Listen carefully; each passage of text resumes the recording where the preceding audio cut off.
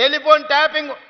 నిన్న మనం మాట్లాడుతున్నారు, ప్రతిపక్ష నాయకులను వదలలే, హైకోర్టు జడ్జిలను వదలలే, చివరికి జర్నలిస్టులను వదలలే. భార్యాభర్తలు మాట్లాడుకుంటే కూడా ఏం మాట్లాడుకుంటున్నారని విన్న సన్నాసులు ఇంతకంటే దుర్మార్గం ఎక్కడన్నా భూమి మీద ఉంటుందా? ఇంతకంటే పాపాత్ముడు ఎవడన్నా ఉంటాడా?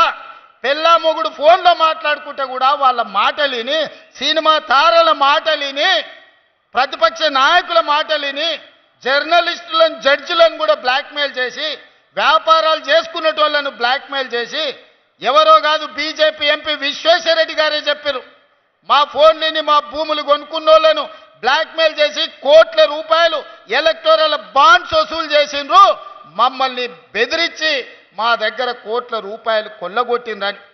టెలిఫోన్ ట్యాపింగ్ ద్వారా బ్లాక్మెయిల్ చేసి కోట్ల రూపాయలు వసూలు చేసుకున్న బీఆర్ఎస్ను బ్లాక్మెయిల్ రాజకీయ సమితి అని ఈరోజు నేను అధికారికంగా చెప్పదలుచుకున్నా. ఈరోజు బీఆర్ఎస్ అంటే బ్లాక్మెయిల్ రాజకీయ సమితి. ఈ బీఆర్ఎస్ వాళ్ళు టెలిఫోన్ ట్యాపింగ్ ద్వారా వందల కోట్ల రూపాయలు ఇవాళ బీఆర్ఎస్ అకౌంట్లో 1500 కోట్ల రూపాయలు ఎలక్టోరల్ బాండ్స్ ఎవని అబ్బ సొమ్మని నేను అడుగుతున్నా.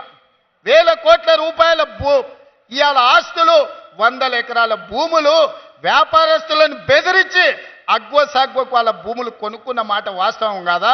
గుంజుకున్న మాట వాస్తవం కాదా? మరి ఎందుకు వాళ్ళను తీసి బొక్కలేసే పని మోడీ కిషన్ రెడ్డి చేస్తలేరని నేను అడుగుతున్నా.